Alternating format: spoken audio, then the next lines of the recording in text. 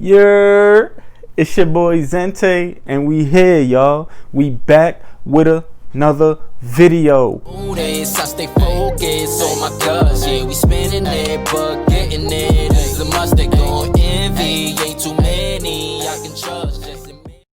If you new to the channel, subscribe. Turn on post notifications so you never miss any videos. Seriously, I cannot stress this enough. I need your guys' help. I need you to subscribe if you're new, because we trying to hit 1K subs so we can get monetized, so I can do better content, give y'all different videos, a bunch of different stuff like that. We almost there. Help me out, please. Like the video, comment down below what other videos you want me to react to. Let's hop right into this. So the video we got today is former FBI agent explains how to read body language. I'm very intrigued by this. So we just going to save the talking to the end. Let's hop right into this.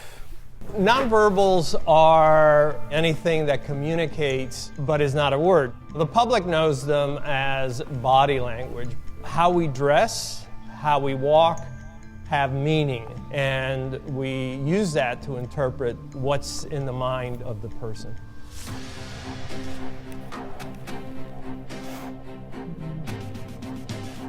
My name is Joe Navarro, and for 25 years I was a special agent with the FBI. My job was to catch spies. Most of my career I spent within the National Security Division. A lot of it had to do with looking at specific targets, and then it was about, well, how do we get in their heads and how do we neutralize them? Our security is based on nonverbals. We look at the person through the peephole. We look at who's behind us at the ATM machine. We know from the research that most of us select our mates based on nonverbals. So we may think we're very sophisticated, but in fact, we are never in a state where we're not transmitting information. There's a lot of myths out there. The ones that stand out is if you cross your arms, that it's a blocking behavior. That's just nonsense. Even when you don't like the person that is in front of you, this isn't to block them out. It's actually to self-soothe, because in essence, it's a self-hug. When you're sitting at a movie and you're watching, you're going to cross your arms. You're waiting for somebody, you tend to do this. What's interesting is we do this behavior more in public than in private. The other one that really stands out is as we think about something, we may look in a certain way. As we process the information, we may look in another way. It's certainly not indicative of deception, and it really shouldn't be used that way. All we can say is the person is processing the information. The other misconceptions are that if the person clears their throat, touches their nose, or covers their mouth, they're lying. We do these behaviors as self-soothers. They're pacifying behaviors. Scientifically and empirically, there's just no Pinocchio effect. And people who prattle that and say, well, we can detect deception because the person touches their nose or covers their mouth, that's just sheer nonsense. We humans are lousy at detecting deception. Espionage work is often nowhere near what we see in movies, and in one of the cases, we had information from another country saying, you have an American we think is actually a mole who somehow entered the United States, is able to pass as an American, but he's here working for a hostile intelligence service. And just fortuitously, he was videographed coming out of a flower shop. We're looking at the video, and everybody in our small unit, we were saying, well, there's not much there. You know, he's coming out of the shop, getting in his car. And I said, stop the film right there. Just as he came out of the shop, he took the flowers, and most Americans tend to hold the flowers by the stalk so that the flowers are up. This individual took them and grabbed the stalk and then held the flowers so that they were facing down. And I said, that's how they carry flowers in Eastern Europe. Rather than confront him about, are you a spy, I decided to do what's called a presumptive.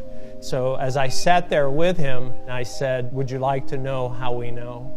And he had this look on his face, and I said, it was the flowers. And then he confessed. That's crazy, yo. Son said, yo, stop the video real quick. Nigga said, yo, I know this nigga's not from here. Nigga said most niggas hold the flowers regular at the bottom. My son was holding the flowers upside down. Nah, that's crazy. When I came into law enforcement, I thought it was all about the confession. It's really about FaceTime. In my 25 years in the FBI, it was a rarity that a person didn't eventually reveal what I needed to know, because we would sit down and have these very lengthy conversations. I look at behaviors to do an assessment. What is this person transmitting in relation to any stimuli? My further questioning comes from my observing these behaviors. The first thing I look at is I look at the hair.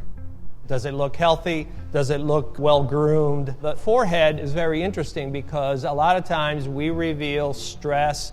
A lot of the things that we have gone through life are often etched in the forehead. I look at the eyes to see if they're red or not enough sleep. This small area here between the eyes called the glabella, it's one of the first areas that reveals information to us. Most often when we don't like something, we do that bunny nose of I don't like. We don't really know what our lips look like. And we tend to compress them. When something bothers us, when something really bothers us, we tend to suck them in.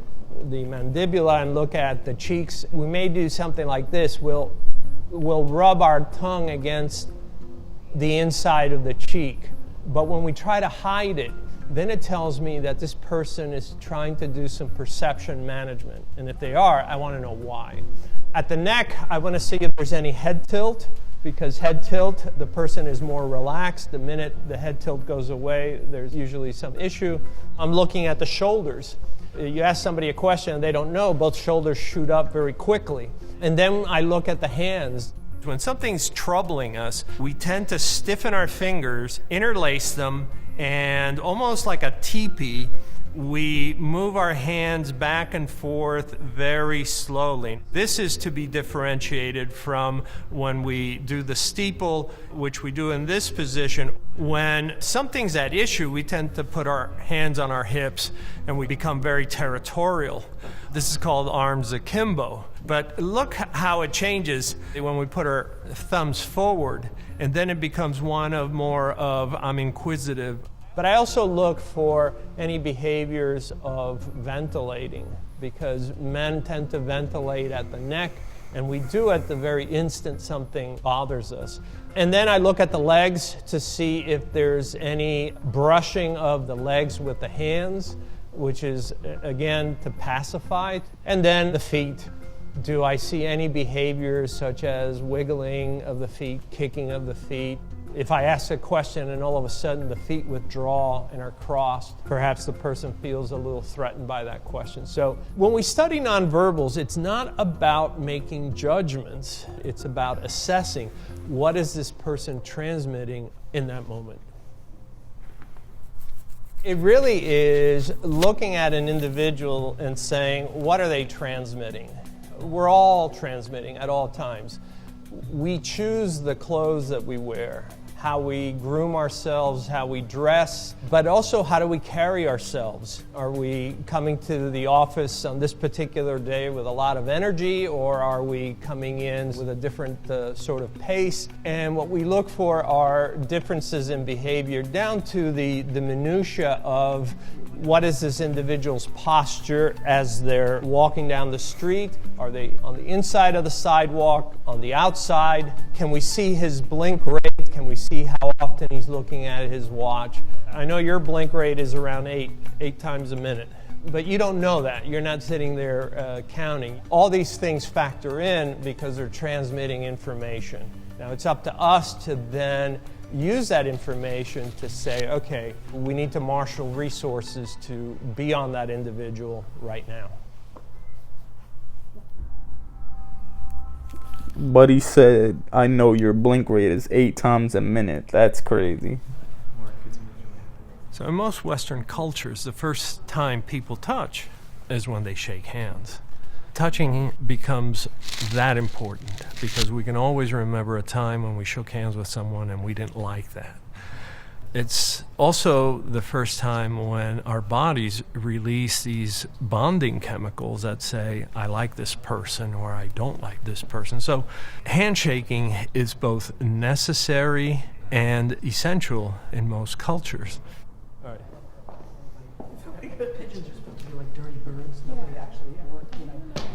Ladies, hi, I'm Joe Navarro. Joe, I'm Laura. Laura, how are you? And you are? Khadijah. Khadijah, how are you? Let me ask you this. Let's back up a little bit. Is this comfortable for you? Yes. Yeah. It's a little bit more comfortable. But it's not for you, is it? Nope. All right. Thank you. All right. So keep talking. What we've done here is we've talked about the importance of space and comfort. They don't realize is how much further apart they are now standing. And it's because we have brought this subject up to make them comfortable about saying, hey, it's okay to be comfortable at your perfect distance. And so now we see when they rock away from each other and they create this space. If you notice, their feet tend to move around more. There's a dynamic going on here where they're kind of trying to find, well, what is the perfect space? What is the perfect distance? And we know that they're unsettled because of the high degree of movement that's going on.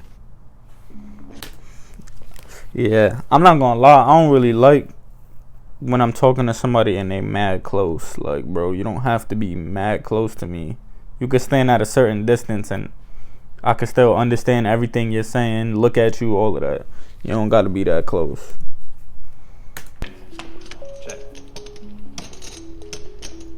Poker is an interesting game.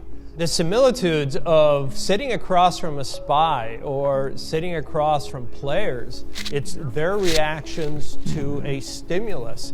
We have behaviors indicative of psychological discomfort that we use at home, at work, or at the poker table. So we're going to take a look at poker players and some of the body language that you'll find at a typical poker game.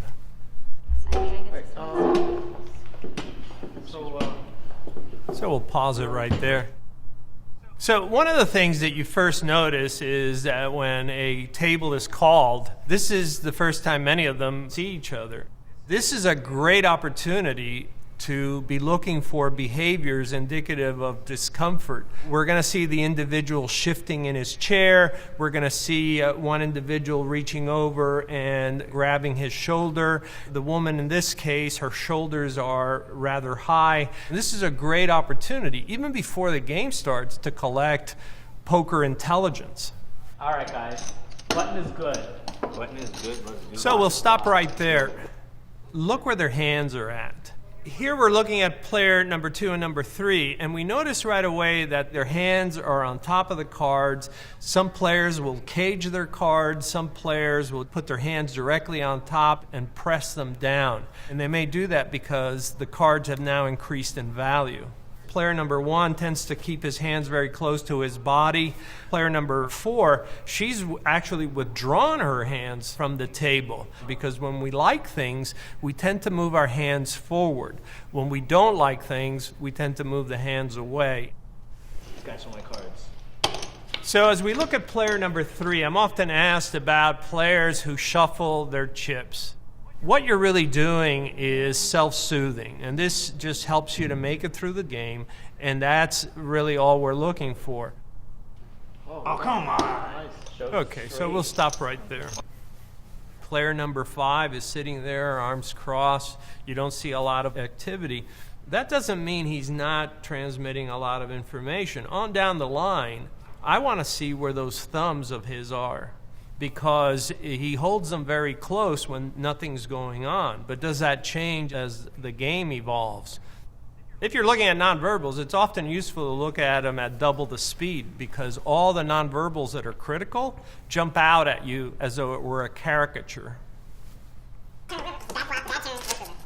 right, so stop right there. The woman in position number 4, you see her head moving around quite a bit. Player number 3, you see a lot of activity with his hands. When we look at player number 5, now his hands are fully out. This is as far as we've seen them before. At this point, we know that he's engaged and that he's interested. Now the game is out in the open. 75 to 80% of the information we need is sitting out there. What you often see is everybody's looking at their own cards or looking at the community cards rather than looking around. You should be looking around to see, well, what was the reaction, because you're going to see that reaction again. You know, in poker, we used to say that you can have a poker face, but I countered you can't have a poker body. Somewhere it's going to be revealed. When I was in college in the early 70s, there were really no courses on nonverbal communications. You quickly realize that, to a great extent, it's really about what you can interpret from behavior. And so we talk about nonverbals because it matters, because it has gravitas, because it affects how we communicate with each other. When it comes to nonverbals, this is no small matter. We primarily communicate non-verbally, and we always will.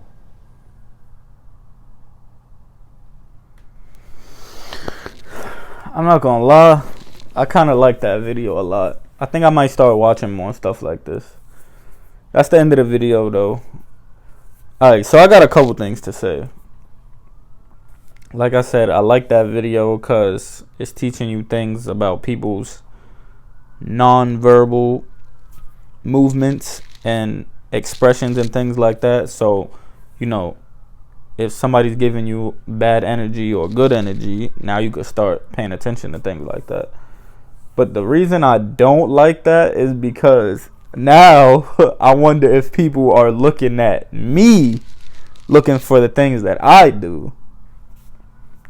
I don't know, that's a little bit weird. I don't want somebody like, what's the word that I'm trying to use? I can't think of it right now. I don't want to say spying. I don't want somebody reading my body language and stuff like that. I feel like that's kind of weird. If you're doing it in a weird way, you get what I'm saying? But I kind of like that video, I'm not going to lie. I might start reacting and stuff like that.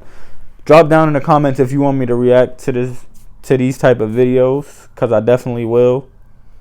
But that's the end of the video though. If you're new to the channel, subscribe, turn on post notifications. Please subscribe. The only way that we can get monetized is if you guys help me. Please just subscribe. If you're new to the channel, please like that button, smash that like button. Comment down below what else you want me to react to.